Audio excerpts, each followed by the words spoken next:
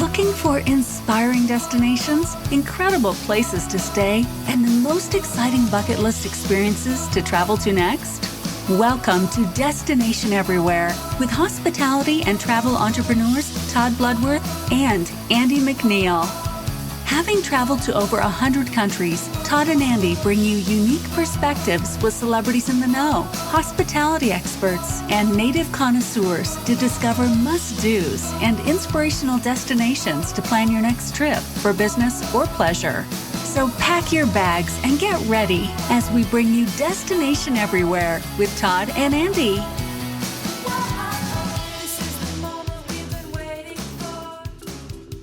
The fact that Toto's song Africa still plays in karaoke bars across the U.S. to this day demonstrates the draw to the wild Africa offers.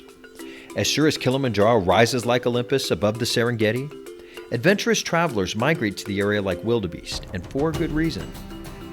Today we're joined by Lara Vancans, National Director of Sales for Sanctuary Retreats, to learn more about the luxurious camp Olonana, privately located on the Maasai River.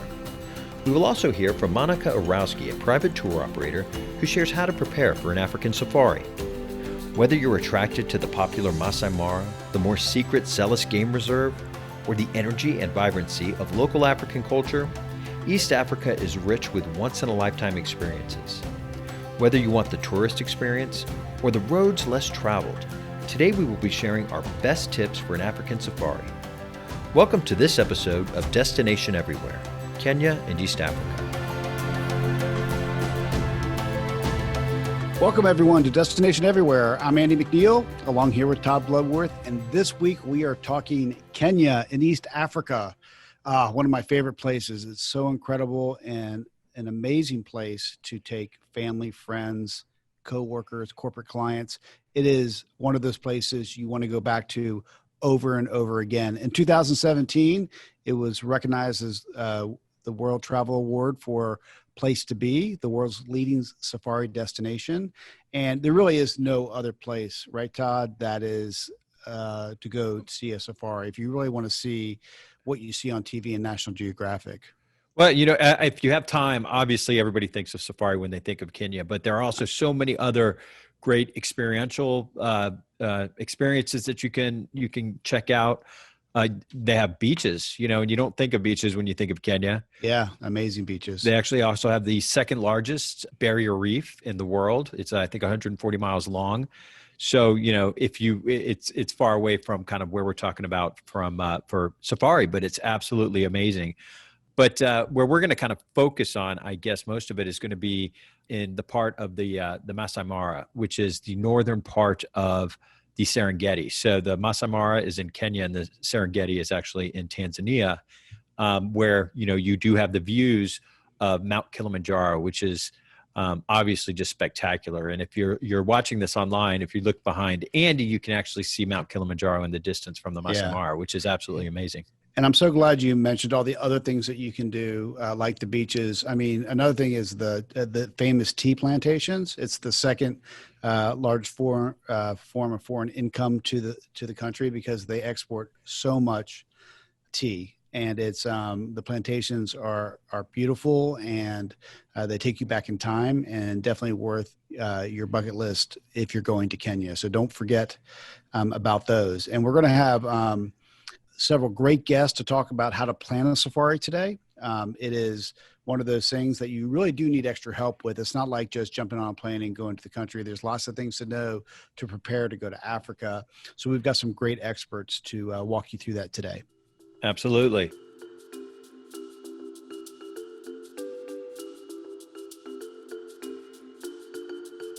Well, welcome back. We are here with our next guest, who is probably one of the most interesting people, just reading her profile. And we're going to find out a little bit more, her amazing background. We have Lara Vancans, who is the Director of Sales for the Americas Sanctuary Retreats. So, Lara, thank you so much for joining us.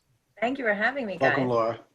So, Lara, I want to start off right away. Okay, so you're a Brit who lives in Miami, but right now you're in LA, and you're representing Africa and these amazing properties. So I read that you studied African studies, and you said it was at Oxford. So what got you involved in that, and why was that so appealing to you? And you're probably one of the only people that's probably using their major in their career these days. Yeah, I mean, I think obviously having a degree in African studies is not a prerequisite to working in travel, but it definitely helps and it keeps you engaged. How did I get into all this? To be honest, the answer is I was really, really lucky, and I had parents that loved to travel, and I had parents that really prioritized and were fortunate enough to be able to give the gift of travel to me and to my brother and my sister. And so really the whole Africa thing for me was tripped when my parents took us to Africa when I was about 12. We went to Southern Africa. It was sort of a big milestone for my family at the time. And they did this kind of big trip, and they took us to Cape Town, and they took us on safari. We still talk about that trip. It's the coolest thing we ever did, and I so hope I can do it for my kids. And then for me, it just sort of sparked this obsession and this life course that kind of rolled on from there. So one of your I saw one of your first jobs while you were in school was with a safari company. Is that correct?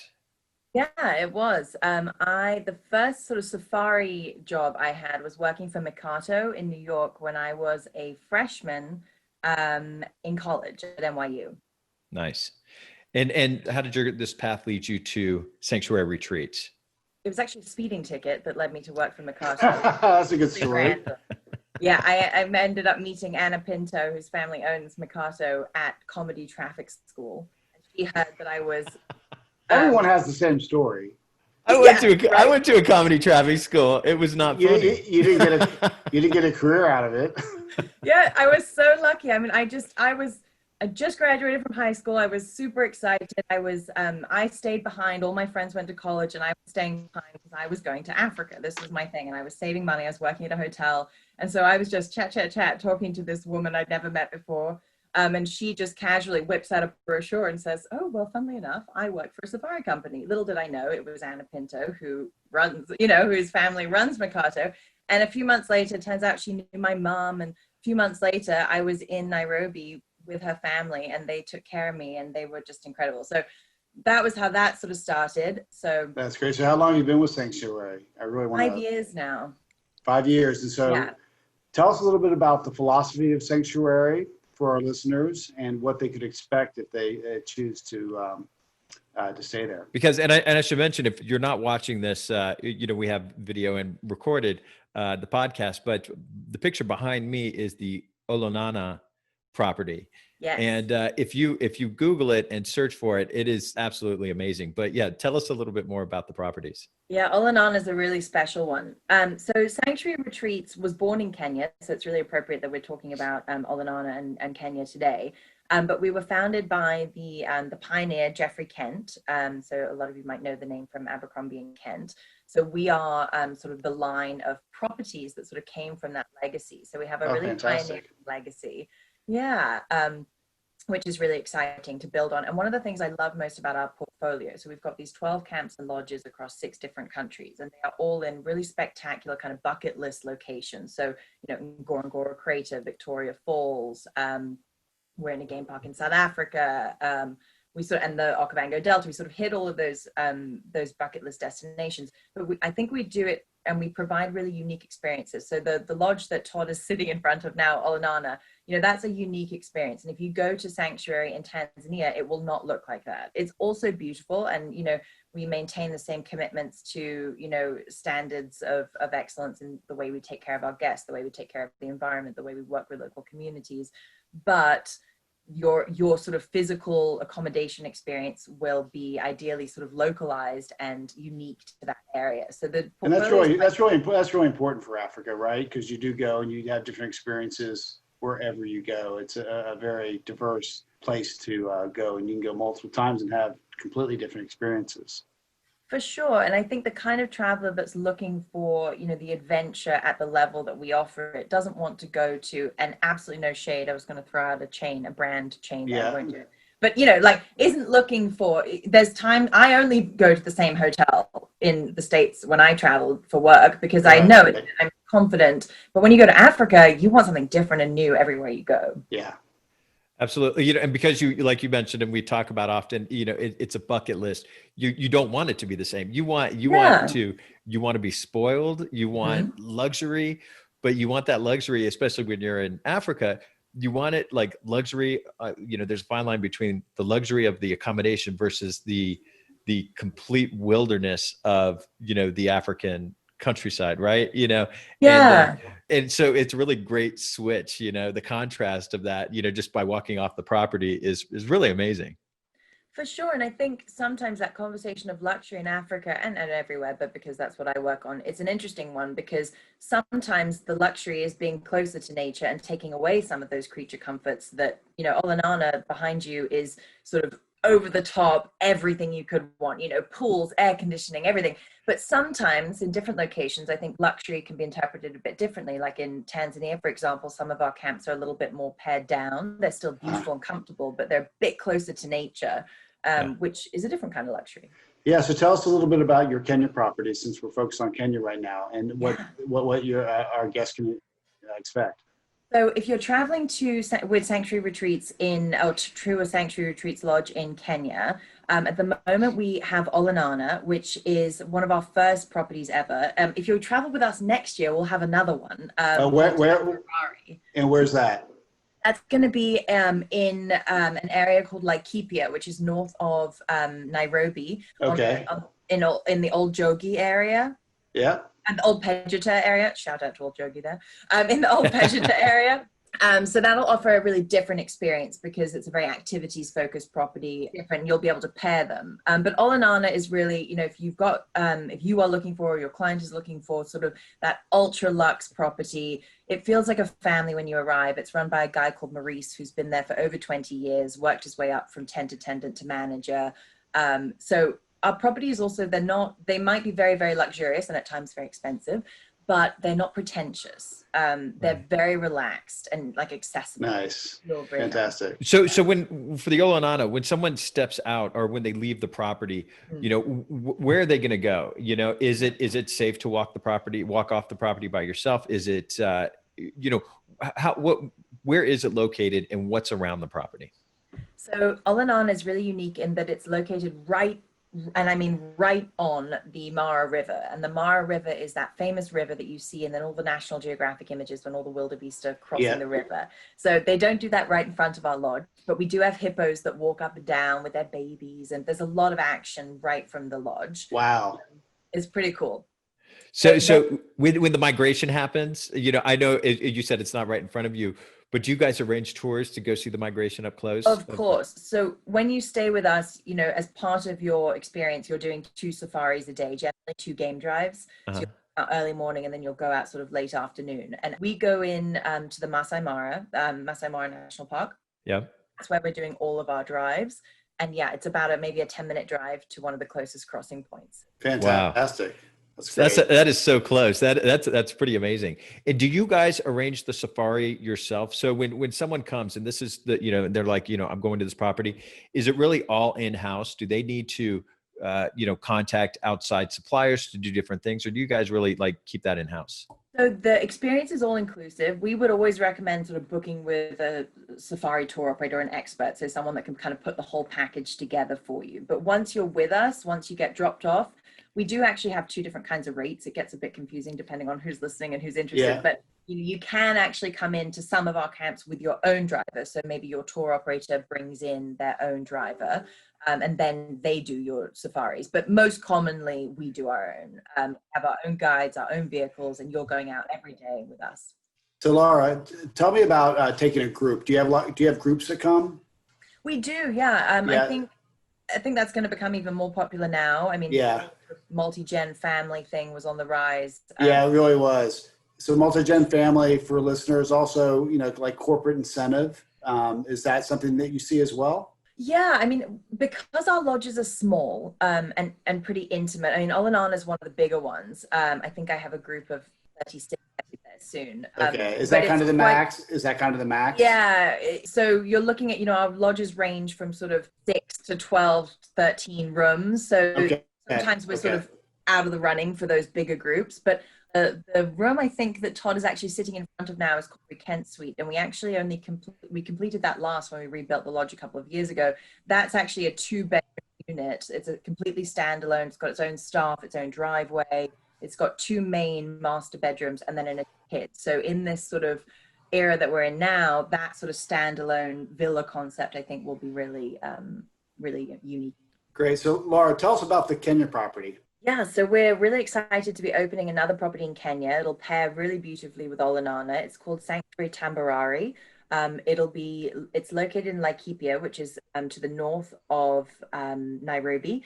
Very different experience. We'll be on Old Pejeta Conservancy. The conservancy is run with a huge focus on conservation. Nice. It's super cool focus. So lots of things that'll get you out of the vehicle. It'll also be a permanent tented concept. So a different, like we were talking about, those different accommodation experiences. It'll still a very high level, but a different experience to Olanana. Now, do you have pictures of what these tents are going to look like? Are those already up on your website?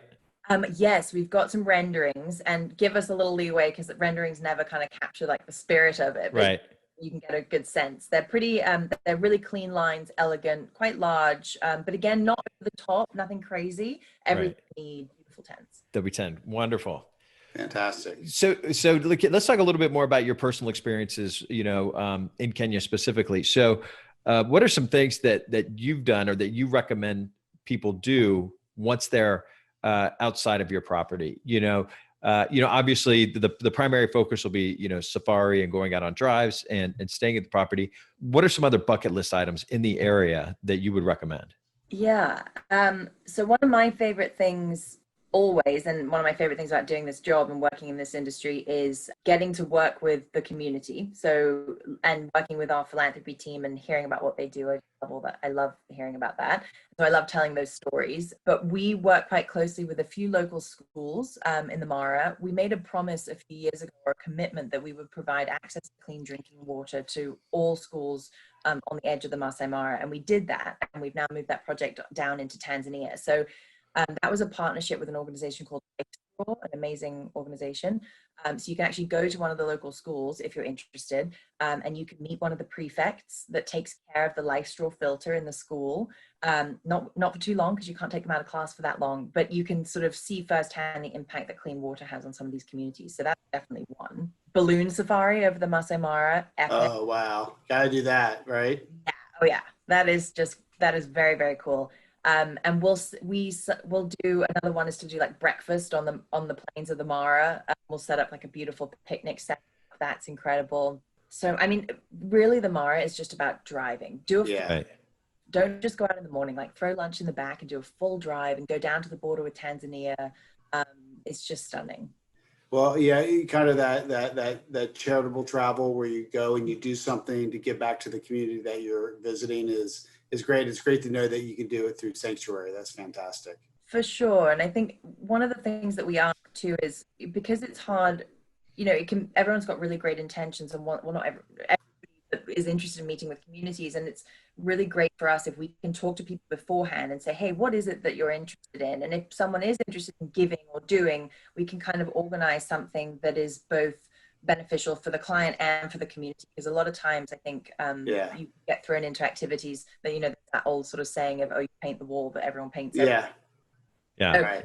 We work really hard to sort of find things that work for both the client and the community. Well, that's fantastic. Well, it sounds like a beautiful place. Now, I think we might have told you about our rapid fire questions for every guest that we have. So we like world travelers like yourselves to kind of communicate to our listeners certain things about how to travel and get some tidbits from you guys. So you ready? I'm ready. All right, cool. So the first one is, have you ever completed anything on your own personal bucket list? And if so, what was it? Yes. Just before the craziness of this year, I got to go to Laos, and that was really big for me. I got to Luang Prabang with my mum, and that was amazing. So that was definitely a bucket list item for me.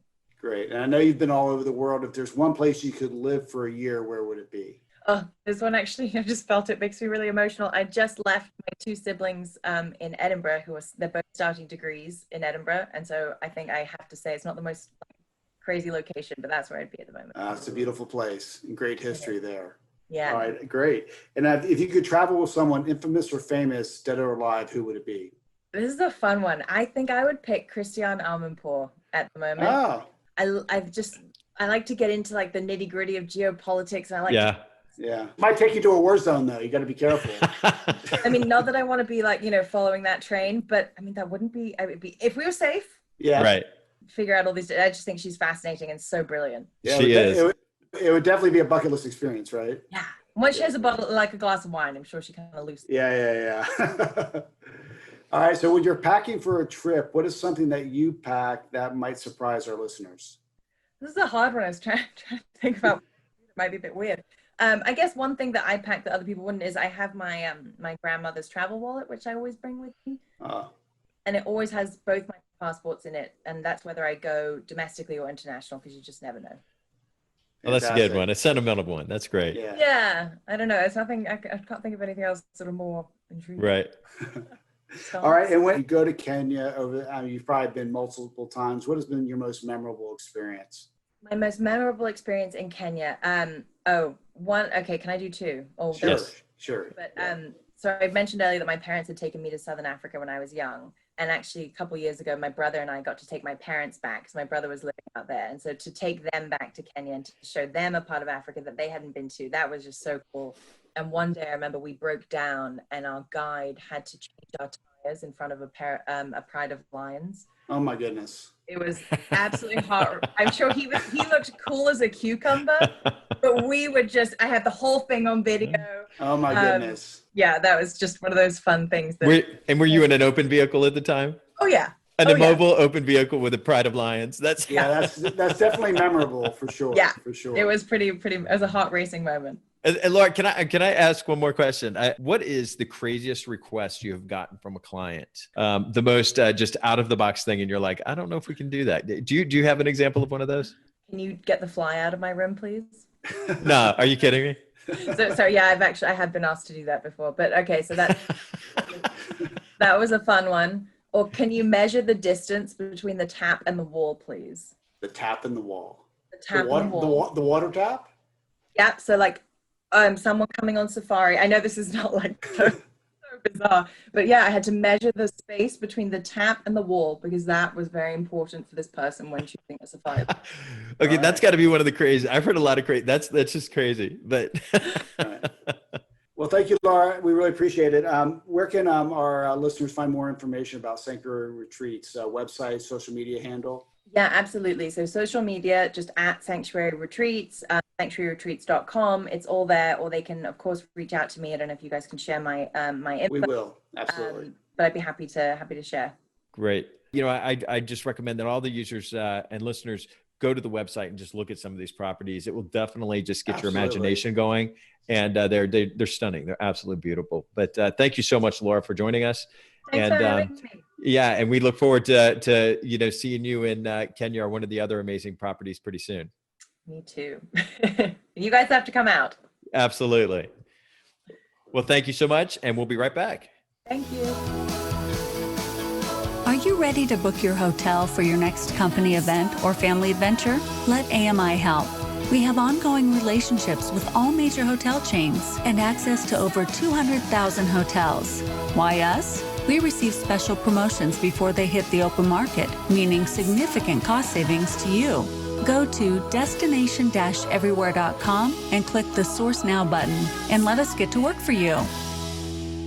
All right, everybody, welcome back to Destination Everywhere. It is time for our bucket list for Kenya and East Africa. So there are so many things to do there. It was really, really hard to pick and get it down, Todd. I mean, we had like 30 of them and we had to get it down to 10. Just to make sure we had time for all of them. So we have some really great ones for you, and they're also going to be on our website at destination-everywhere.com. But these are great bucket list ones to do with your family. A lot of people use the safari or a trip to Africa as kind of a once-in-a-lifetime family trip, and all of these are great ones that you can do with the family, with the kids, with the grandparents, or everyone in between. So the first one is fantastic, and it's been going on for years, and it's watching over baby elephants at David Sheldrick's Wildlife Trust. And it's best known for its orphan project, of actually taking in orphan elephants. And it's actually a full-time orphan rescue and rehabilitation program. And it's been the most successful one in the world for years and years and years. And it's open every day to the public from 11 to 12. So you have to plan for it because, they want to be respectful of the elephant's space. But you can experience feeding the orphan elephants and seeing them taking a mud bath. So I think the baby elephants, everybody remembers Dumbo from way back when. Just imagine a lot of them doing it all at the same time. It must be incredible. Yeah, that's something I've always wanted to do, especially if you're an animal lover. And they always say elephants are, they never forget. So you do it once, you go back and the animal's much bigger. Maybe they remember, Yeah. I mean, there's a lot of sanctuaries out there. There's this one, and there's they're kind of peppered all over this area because it is a major issue, from climate change to hunting and poaching. It's really important that we take care of these beautiful, beautiful animals, and these people are doing wonderful work. So when you go there, you're actually supporting their efforts. So we highly encourage you make it part of your bucket list when you go to Kenya. Well, I've got another item, which is obviously, this is the place to do it. I mean, I've done it in other places, but in Kenya, by far, I think it's probably the most spectacular. And that is a hot air balloon ride or a hot air balloon safari. And you could go at sunrise or even at sunset. I think sunrise would probably be a little better. But you do see the entire country just starting to waken up, and you go over the plains and the rivers and the views of Kilimanjaro. Absolutely amazing. And you actually see why they call it the Maasai Mar, which is the Maasai is the indigenous tribe. And Mar means spotted in the native language, which is spotted for the landscape because the trees and bushes. That's interesting. Yeah. So that I just think that would be absolutely amazing. And then end the ride with, a champagne brunch, somewhere, obviously with, armed guards around you because you don't want to surprise any of the wildlife. Because there's an elephant or a rhinoceros down the road. Yeah. Definitely something that you want to plan for. And I think, it's actually kind of pricey, but I think it's well worth it. And here's another great one. You usually don't think about going to a restaurant when you go to Africa, and this one is in a cave. It's called the Barber Restaurant, and you walk down 33 feet into a 180,000-year-old cave, and then they serve local seafood dishes, and it is unbelievable. The cave has an overhead opening to view like the night and the stars, and I mean, doesn't it sound like something just out of a movie? And all the elements are kept to keep the cave in its natural state. And the only lights besides candles are coming from the kitchen and the bathroom. So this is something that I highly recommend, and something that is definitely a once in a lifetime experience, the Barber Cave Restaurant. And another one that I selected was actually, I had no idea that East Africa, it's one of the largest exporters of tea, which is I found just extremely interesting because I never thought about tea when I think of East I've Africa. done this. It's pretty incredible.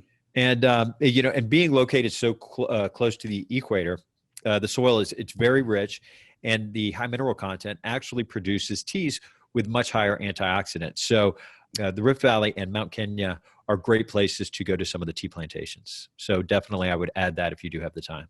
Yeah, when you go to these plantations, a lot of them are kept in pristine condition like they were back in the day during the great trade.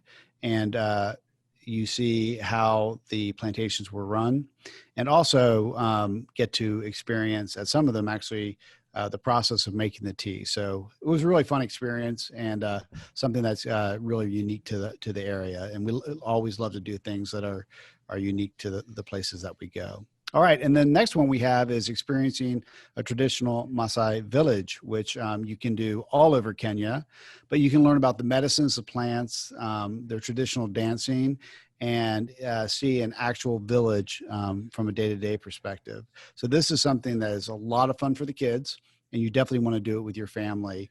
And you're usually accompanied by a guide that really educates you about not only the tribe, but the area of where the tribe's living, how they live off the land. and what they make from the land. So definitely one of those educational experiences that can be a lot of fun and something that you can put on either the beginning or the end of a safari trip. No, that's actually one. Another one I remember from a kid. We watched a special on the Maasai tribe and the red cloth that they wear and the reasons that they do things. And it's a very, very unique tribe in Africa. But their story is pretty amazing, and then their way of life it really hasn't changed very much in decades. Mine, and this is something if you have a little need for speed and you don't mind heights. You could actually go zip line through the Karita Forest. And obviously, they do have amazing views. There's a canopy. They also have mountain biking, team building activities if you're there with a group. But you could do all this in this very unique environment. So who doesn't like to zip line? And it does give you a thrill. And it seems really, like we always end up at zip lines when we travel. Because they're fun. They're fun for kids, fun. and some of them are just insanely high. Others go a little bit lower, so you get a better view of the ground. But who wouldn't want to do that? So if you're there, I'll never forget that one in northern Quebec that we did, where we they literally hung you off the side of a mountain before you went on the zip line. Yeah, I opted out of that part. The rock climbing was enough for me, but the kids loved it. Yeah, it was awesome. It gave me a heart attack. So speaking of family and taking there, this is something my cousin has actually done. She has hiked Mount Kilimanjaro all the way up to the top. And it's the world's tallest freestanding mountain, and it's Africa's tallest peak. And it's one of the world's most famous 7 summits. And it's something you have to, first of all, you have to go to it and just get a picture in front of it. It's one of those bucket list things. But there's all different types of hiking there. It's not just for going to the top, which is for an experienced hiker, but there's lots to do all the way around it. If you're going all the way to the top, you really need to go with an experienced guide based on the there's significant training involved in doing that, but there are different kind of ecosystems that are involved in the hike, oh really, which is really cool. There's you have the rainforest, the desert, you've got and Arctic climates. So it's something when you start off, by the end you're going to be in a completely different environment, which is really, really cool. Yeah. So again, it is much more doable than going to like Everest. And as you can see by the picture behind me, if you're looking online on YouTube or on destination-everywhere.com, you can actually see a view of it from Kenya. And it's really, really beautiful. And then, talk about more experiential items. Who wouldn't really like to go in and embed themselves in the culture for a short time? And you could do a day trip to Stone Town, Zanzibar, and then really experience some local food, the food markets. And the gardens are amazing. Yeah. They have the open air markets, rich seafood. They do octopus, lobster claws. You get freshly squeezed sugarcane juice, with ginger or lime, which is absolutely amazing. You get the highly recommended Zanzibar Pizza, and it's a thin crepe topped with your choice of meat, vegetables, cheese, and then another crepe. So, you definitely want to try to fit that in your list if you do want to kind of blend a little bit with local culture. Yeah, absolutely. And now here's one. I have never skydived. I figure that, the ground's enough for me wherever I go. I figure there's the one time it's going to be me it's not going to open up. So I've never skydived. It's one of the few things that I haven't done in my life. You don't want to YouTube, skydive mishaps, right before a trip. Yeah, it's not what you want to do. But if you are into it, there's one that's really, really amazing that we came across that I did want to mention. It's skydiving above Diani Beach. And why it's so special is you're actually skydiving over a coral reef, and you actually get to see, it from both the land and the sea. So it's really, really incredible. And you can even get a glimpse of the Shimba Hills National Reserve Park on a clear day, which is far away from the beach. But just being near the coast and experiencing that, I think would be a great bucket list thing to do while you're there.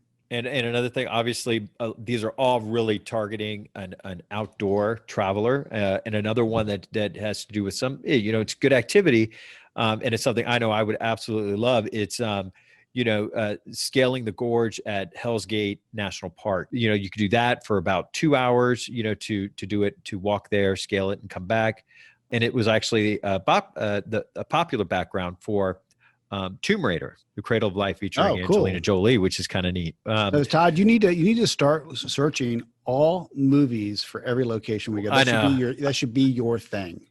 I mean, I would find great. And I don't know why, I feel if I've seen it in a movie, it's just been legitimized. And so it gives me a fantasy around that location. But I completely agree. I'm always fascinated by movies and movie locations and why they picked them. And there's always a reason why they picked them. And obviously there's a reason why they picked this one for that particular movie.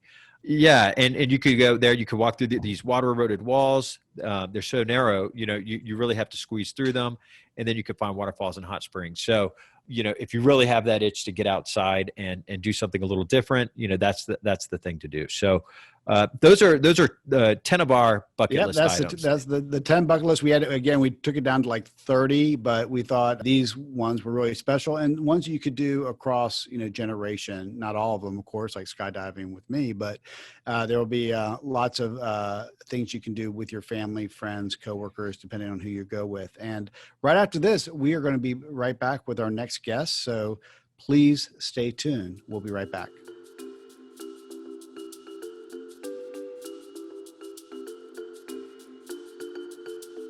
Hello, everybody, and welcome back to Destination Everywhere. In this episode, we are featuring Kenya. And obviously, when you think about Kenya, you think about safari. And we're really excited to have our next guest. We have Monica Irauzqui, who is the vice president and co-founder of Yampu Tours. So welcome, Monica. Thank you. Thank you for having me. I'm so excited to talk to you guys about Kenya today. Oh, awesome. Likewise, we are, like I said, we like to feature these bucket list items, and bucket lists, obviously, can go to the moon, but something you almost always hear people say for sure is safari. Who doesn't want to go see nature at its finest? Especially when you kind of think, our time is getting limited, with these types of spaces and these types of events. So our safaris, do you go and stay in a hotel, then go on safari during the day? Or do you actually pack the gear, set up camp, and then kind of have a nonstop safari? And if that's the direction you go, can you tell us a little bit about the accommodations that someone can expect to see on a Kenyan safari with your group? Okay, so for the most part, I sell tented camps in Kenya. So the camp is set, but it's set in one place. Now, there is such a thing as when you're following the migration, and that camp moves from place to place depending on where the migration is. So that's another option for those people that are set on seeing the migration. And then mobile camps, I normally sell mobile camps more in Botswana. That's the one where somebody's actually packing up your stuff and resetting it somewhere else. When is the migration? Is that a certain time of year? Yes, the migration is July through September for the most part. It changes from year to year. So we have like a calendar and we can watch where they're going. But for the most part in the Maasai Mara, they'll probably be there in August. And the Maasai Mara is where the river, if you've ever seen a picture of the river running through the bush and the wildebeest crossing the river, and there's a big show because the gators try to get them. So And how many times have you been to Kenya? I've been to Kenya 4 times. 4 times. And what is your absolute best experience there so far? Do you have one? Well, I love doing the balloon over the Maasai Mara. Oh my goodness! You just hope the balloon stays up, right? Oh yeah, these guys are very professional. I think they came from South Africa, and they were super knowledgeable about what they did. We got up at sunrise and went into their camp, and they put us in the balloon, and they'd start the fire, and then the balloon goes.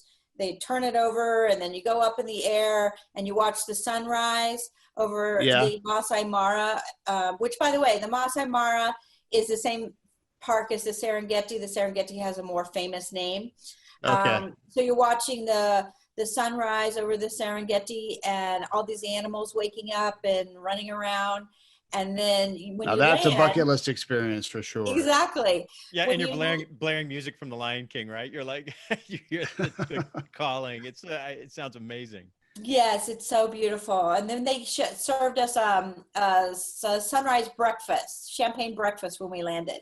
Oh, that's beautiful. So now, are you guaranteed to see, like, what is it, the top five, or the big five? There's things that everybody wants to see. Obviously, a lion, an elephant, a giraffe. What are the big animals that you'll see on one of your tours? Okay, so the big five was a term coined by hunters, and then the tourism took it over.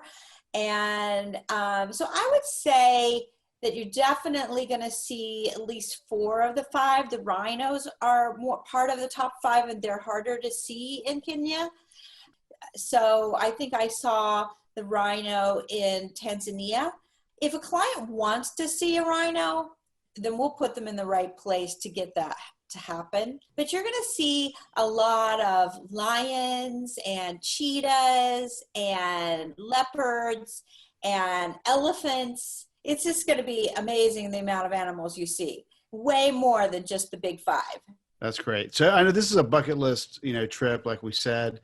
And can you give some advice on how people can prep to go? Because when it really is a trip of a lifetime, but there's also a lot of preparation that needs to happen. So can you give some advice, and also how do you assist in making that happen? Sure. So the first thing you should do is find somebody like me that's very knowledgeable, hopefully about all of Africa, so they can help you narrow down which country to go to.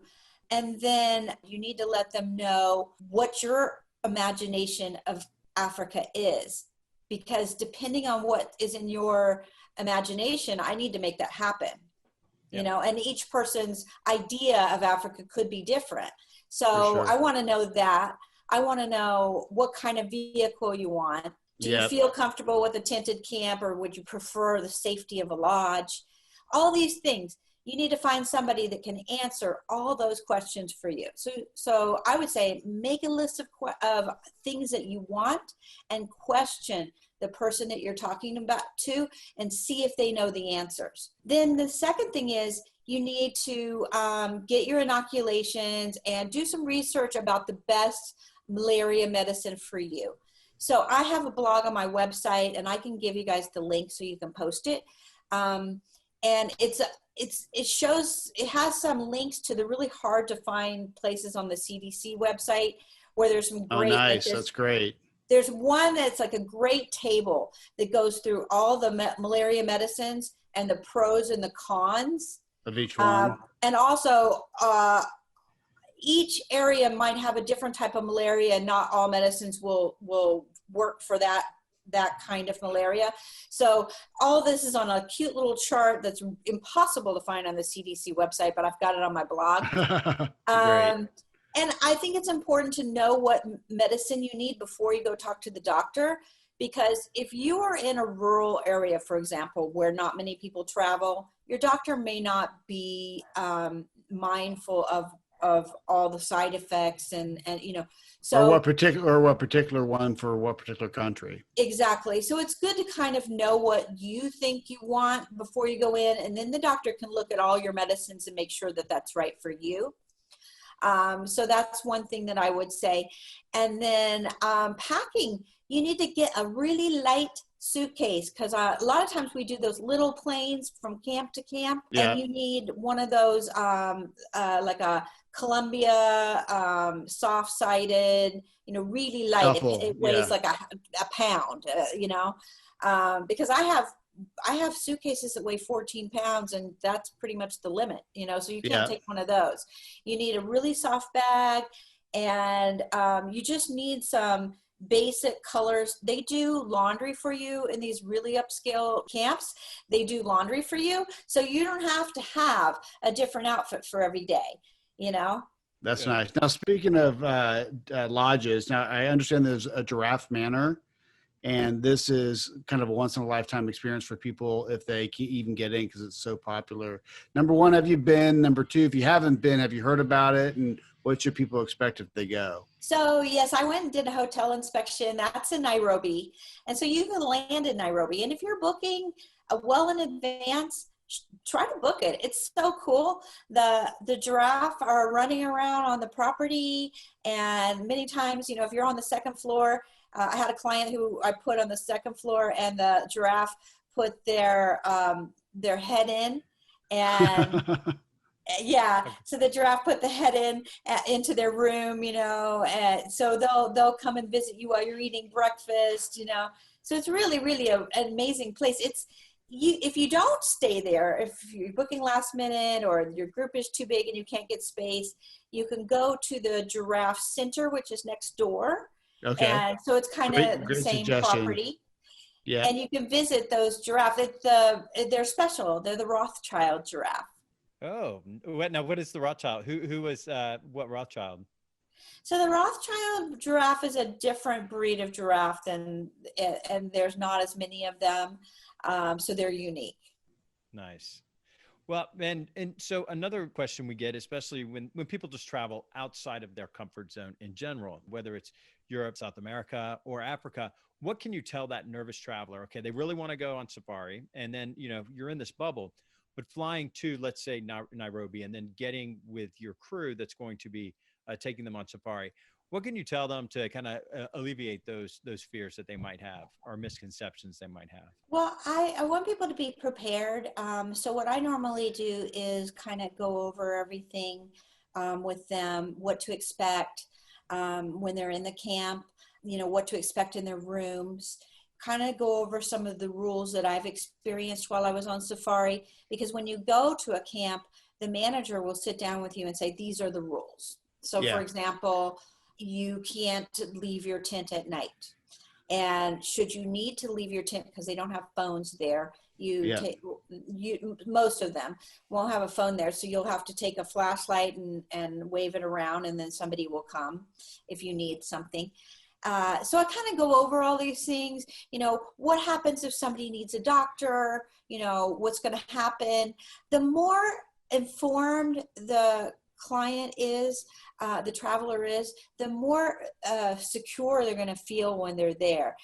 Having all of these things, you go over all these things, is there a shower in their room, or do they have to go outside and shower? All these things. It's really great to go over everything so they don't get somewhere and find a surprise.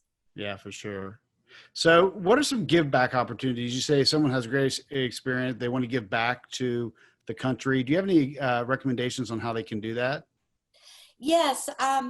So when a client wants to do some give back, what we would normally do is there's something called Pack for a Purpose. And so a lot of the lodges that we work with Pack for a Purpose. So maybe they're supporting a community, or maybe they're supporting a school. And it could be just as simple as, filling up a bag, with some stuff that they need and taking it with you on your trip, and then leave it with them. So maybe they need pencils or sharpeners or pads of paper, markers, whatever that they need. Sometimes I've had one client who was a specialist in glasses, and they took glasses with them and adjusted them for a whole community while they were there. Yeah. So we can get really creative. And then sometimes if you have time or you want to make time, we can have you go and visit the community that you're helping. Spend some time with them, get to know them. It's always great to get to know people of a different culture. Absolutely. Couldn't agree more. Now you mentioned was it the Samburu? Is this a tribe in Kenya? Yeah. They're just the happiest people. When I arrived in Samburu, they came and greeted us, and they were very smiley and just the warmest, kindest people. When somebody wants to do a cultural interaction, since they were my favorite, I usually try to include Samburu. Samburu also has their own special 5 of animals that are different that you can only see there. For example, they have a zebra that has the stripes the other way. Really?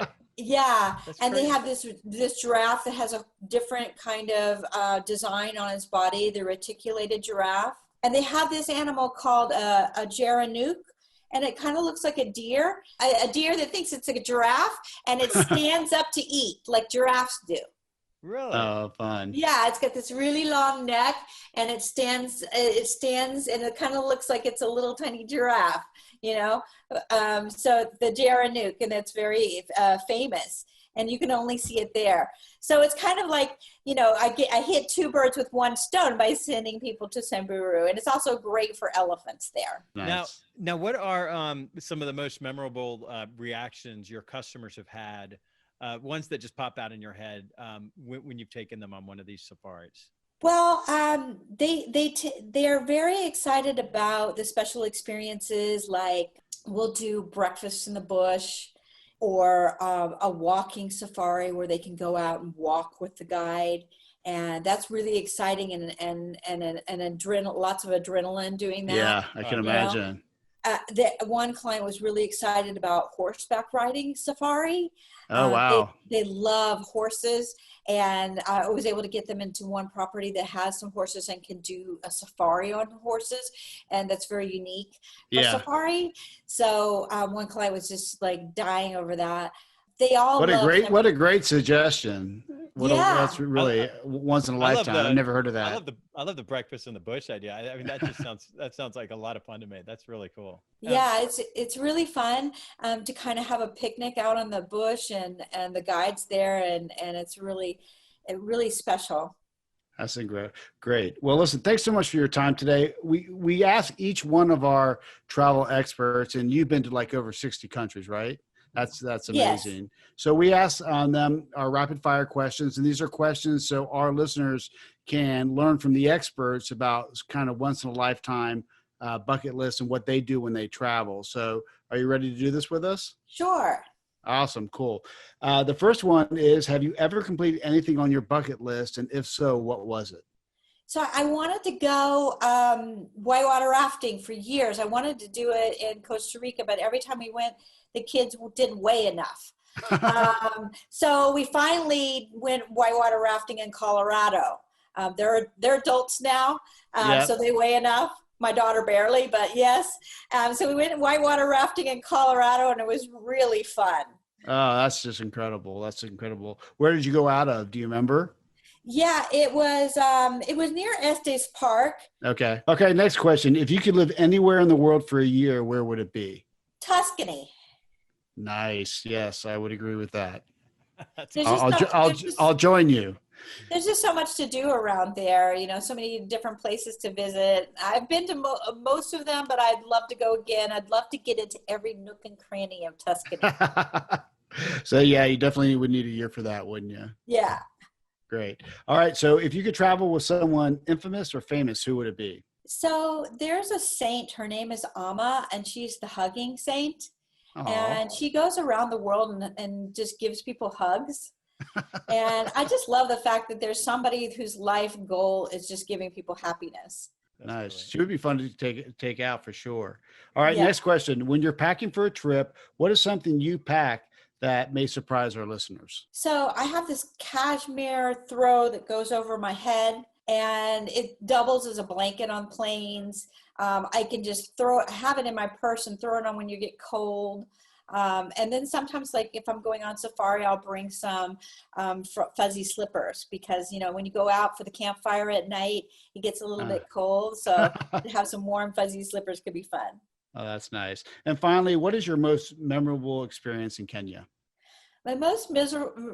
Memorable, not miserable. We don't want to hear about the miserable one. Oh God. Oh, my memorable experience in Kenya. Well, I guess I could tell you a kind of a miserable memory. I was in this camp, and my son was about 12, and the rule is, you know, you can't walk by yourself at night, but in the day they let them do that. So my son was on the way to his tent, and a snake crossed the path, and he went closer to see what it was. And then the kids came back and told me, and I asked the camp director, and it was a spitting cobra. Oh, no. So that's a big memory for me. I'm sure for him too, right? Yeah, it's a big memory for me, and it's been a life lesson, because now I tell everyone that travels with kids, don't listen, like whatever the manager says, just keep the kids with you all the time. I mean, he wasn't a kid, he was a teenager, but still, the teenagers, sometimes they don't have that wire That compass, right? for danger, you know? Yeah. He turned out to be a Marine, so I mean, he just doesn't have that wire for danger. And so that memory for me is something that I tell every client, like keep the kids with you all the time, like you know, That's even a great in the suggestion. day, like stay close. Well, it's definitely the most memorable experience, that's for sure, right? Yeah. Great. Well, listen, I know you're offering a giveaway for our followers that sign up, and it's $100 gift certificate to Yampu Tours. So thank you so much for that. You're so if welcome. you guys want to sign up for that, listeners, you go to destination-everywhere.com. And where can people find information on you? I hear you got this great Instagram account. Should they go there? Should they go to your website? Where do you want them to go? Go to our website, yampu.com. You can find out about me, all the countries we sell. If you are an Instagrammer, look me up on Instagram, Monica Irauzqui Experiences.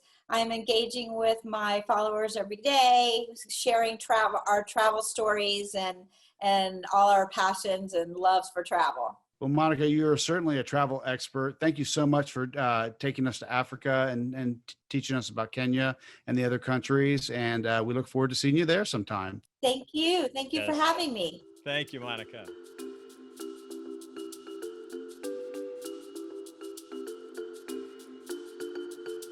Hey, welcome back, everybody. So glad to have you here. We're visiting Kenya and East Africa today, and it's been a great show. I mean, we've had great guests. We've talked about these unbelievable bucket list items. Like Laura was talking about how she had come with her family when she was a kid and coming back. A lot of people talk about this as being a once in a lifetime experience when they go. And I certainly felt that way. But you need to plan for it. You need to get with an expert, understand, the regimens around vaccines for it, as well as planning way ahead of time because of weather and when the droughts are versus when the rain season. So there's when the migration is, it depends on, Yes. What you want to see. That really is going to kind of dictate when you go. So Yeah, but I mean, we probably, between our guest and the bucket list ideas, we provided some great ideas, some great venues to go to, great hotels to go to. So there's lots to do. Todd, what's your favorite of all the ones we talked about? What is the one thing that you want to do when you go to Kenya? Well, I mean, without a doubt, I mean, safari, but that aside, Yeah. Laura talked to, I think it was Laura that talked about actually participating in some philanthropy while you're there and kind of incorporating that into your trip. You know what? You're so right. I mean, that can really be life-changing, especially for kids. And whether, some of these villages, they have nothing, but they don't realize it, but they just need, school supplies, clean water, things like that. So you can actually incorporate a time where your family goes and participates in something special for another group of people. And that's either with them or with the animals. Like you talk about, like the orphan sanctuary for the elephants. And I don't know kind of how they are about, just having seasonal volunteers come in, because most hotels or outpacking groups will actually have relationships already set up for you. Right. And so you can just ask them, hey, we'd like to do this. What are some ideas around our hotel that would be good that we could spend one of our days doing this? It's a nice break from all the touring as well. You get to see kind of real African life and get to meet some great people as well. So definitely something we do. I'm so glad you remind us about that, because I think it's one of those things that everyone should do and make sure it's on their list of things to do. I personally would want to hike Mount Kilimanjaro, even if I didn't go to the top, so I could say I hiked Mount Kilimanjaro. I mean, come on, people. If you need to have that thing that you want to post, right? I just hiked Mount Kilimanjaro. We have a friend, by the way, everywhere she goes, she hikes a place. Yep. And is all over her Instagram. I should give you her Instagram. Oh yeah. Right now. Yeah. Let's not do that right now. While you're doing that, I'll be, back at the Olanana, just kind of relaxing, getting ready for the next day's safari. Yeah. But there's also, and obviously the Great Migration, that's just something, if you time that right and just see, just nature at its fiercest, but at its most beautiful, why wouldn't you do that? I mean, it's something that, it's happened for hundreds and hundreds of years, and we hope it continues to happen for hundreds and hundreds of more. But so all these great bucket list items are at destination-everywhere.com. Just click on the podcast for this specific show, and you can download all these great ideas and take us with you on a podcast. So we want to thank everybody for joining us for this week's episode. Yeah, absolutely. We would also like to really thank our team here at Destination Everywhere for the extra help that they give us. We have Chris Jordan, our copywriter, Guy Quattlebaum, our content developer, Andy Fernandez, creative director, and the amazing Lauren Campbell, who is our podcast producer. So whatever format you're listening to us on, go in and subscribe, rate, and review the show, or visit us at www.destination-everywhere.com and give us your feedback or any program ideas, and we'd love to hear from you. So again, we look forward to seeing you at the next destination. Safe travels. You've just tuned in to another episode of Destination Everywhere with travel and hospitality entrepreneurs Todd Bludworth and Andy McNeill. To access the show notes and other helpful resources, visit destination-everywhere.com.